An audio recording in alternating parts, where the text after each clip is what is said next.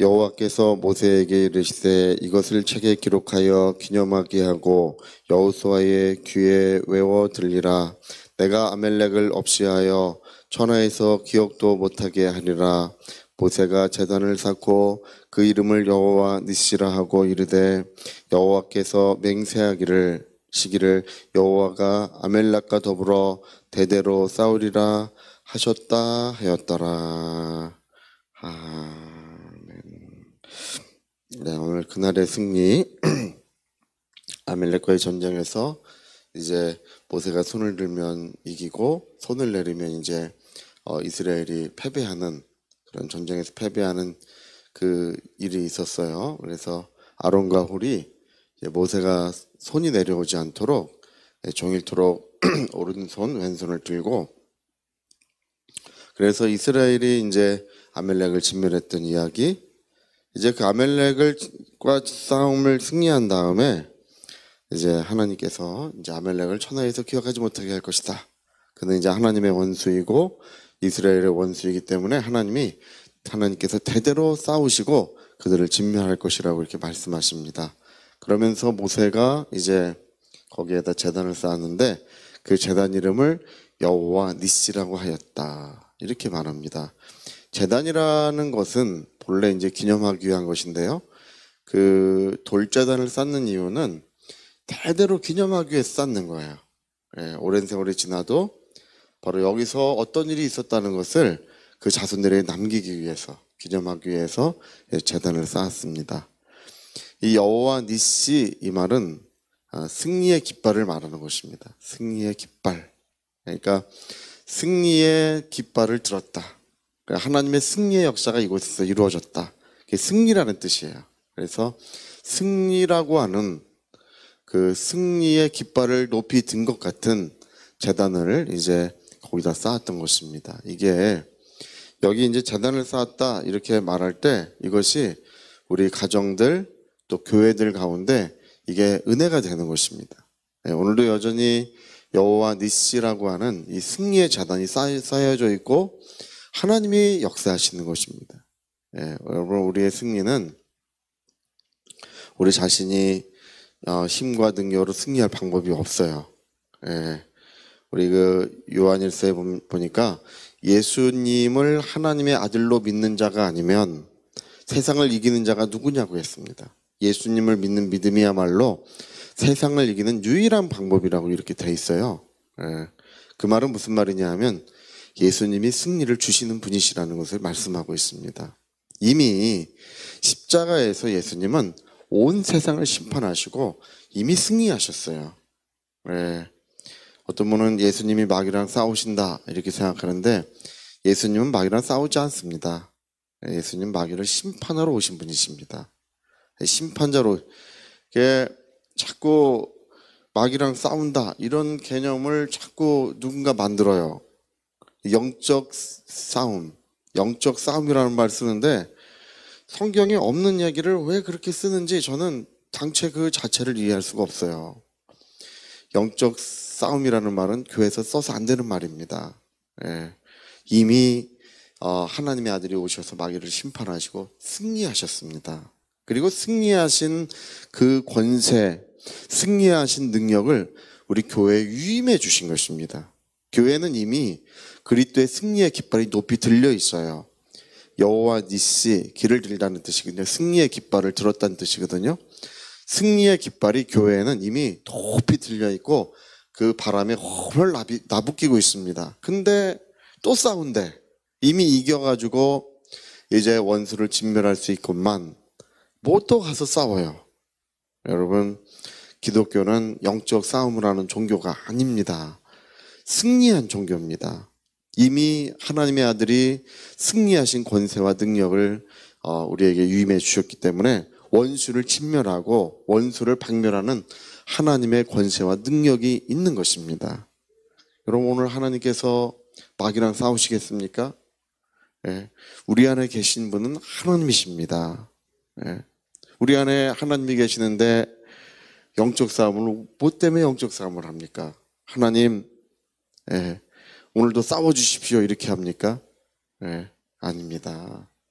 오늘도 우리는 승리의 깃발을 높이 들 뿐입니다. 오늘 교회는 승리하였고 이제 우리 요한계시록의 이야기를 사람들이 잘 뭔지 모르는 분들이 많아요. 저는 요즘에도 요한계시록의 무슨 권위자라고 하고 누가 요한계시록을 해석을 잘한다는 이야기를 하는데 들어보면 위험한 해석을 하는 분들이 굉장히 많아요. 네, 여러분 요한계시록은요 다른 이야기가 아닙니다. 요한계시록은 하나님의 영광스러운 은혜와 승리의 역사를 기록하고 있는 책이에요. 네, 우리가 고난도 당하고 이 땅에서 어려움도 당하지만 너희가 세상에서 시련을 겪을 것이지만 담대하라.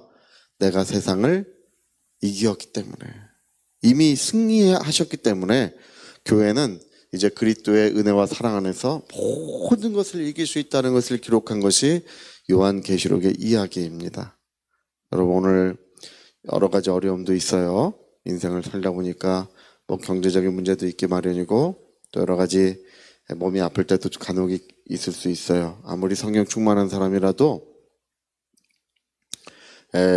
하나님의 선하신 뜻 가운데서 벗어날 수 있고 하나님의 선하신 뜻 가운데 벗어나면 몸이 아플 수도 있어요. 하나님의 선하신 뜻 가운데 온전하신 뜻 가운데로 돌아가면 치유가 이루어져요. 사람들은 제가 가만히 이렇게 보면 참 안타까움이 있어요. 치유가 누군가의 능력이라고 생각해요. 여러분 하나님의 뜻 가운데 돌아가는 것이 치유예요. 하나님의 뜻에서 이탈하는 것이 고난이에요. 돌아가면 회복의 역사가 일어나는 것입니다. 그래서 우리는 늘 하나님의 그 승리의 역사를 일궈가는 교회가 되어야 될 줄로 믿습니다. 어둠의 권세를 박멸하고 하나님의 영광이 나타나는 것입니다. 제가 이제 그 기드온의 이야기 그걸 이제 읽을 때마다 감명받는 장면이 있어요. 기드온의 이야기 300명의 용사를 택하지 않습니까? 이제 3만 명 정도에서 시집가고 장가간 사람 뭐 밭 사고 소 산 사람 그리고 겁나는 사람도 다 돌아가라. 그러니까 10,000명 정도 남았어요. 물을 마시는데 머리를 쳐박고 먹는 놈들은 다 돌아가라. 손을 떠서 물을 먹는 사람만 남겨놔라. 손에 물을 떠서 이렇게 먹는 사람 남기니까 300명 남았는데 300명이 무슨 전쟁을 합니까? 이건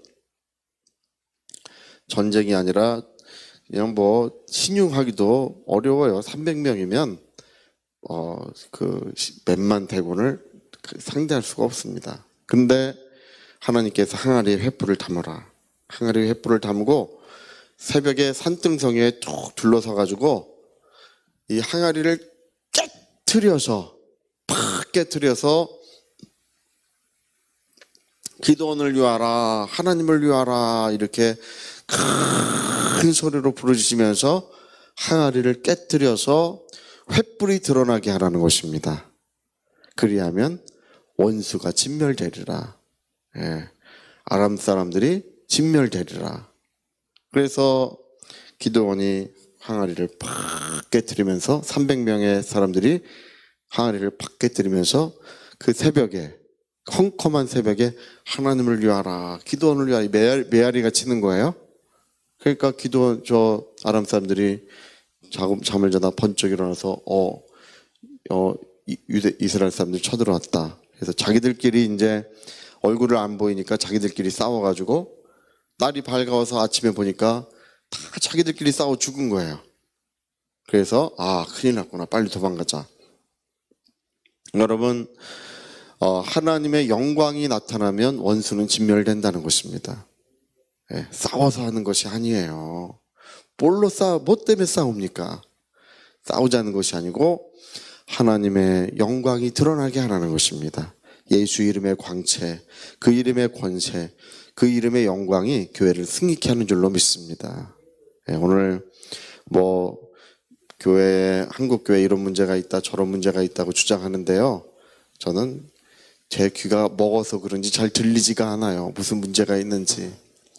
오직 교회는 한 가지 문제밖에 없습니다. 항아리가 깨어지고 하나님의 영광이 드러나느냐의 문제뿐이 없어요. 하나님의 영광이 드러나기만 하면 교회는 온 세상을 호령할 것이고 영혼들은 주께로 돌아올 것이며 하나님의 아름다운 역사들은 온 땅에 이루어질 것입니다. 우리 자신들이 죽어지고 우리 자신들이 깨어지고 하나님의 영광이 드러나야 될 줄로 믿습니다. 자, 우리 같이 한번 기도하시겠습니다. 여호와 니시, 승리의 깃발은 이미 올려졌어요. 바람에 나비꾸고 있는 저 깃발은 바로 그리스도의 승리의 깃발입니다. 이제 하나님의 영광이 나타나고 예수 이름의 권세로서 교회는 모든 것을 다스리고 승리합니다. 우리 위하여 통성으로 기도하시겠습니다.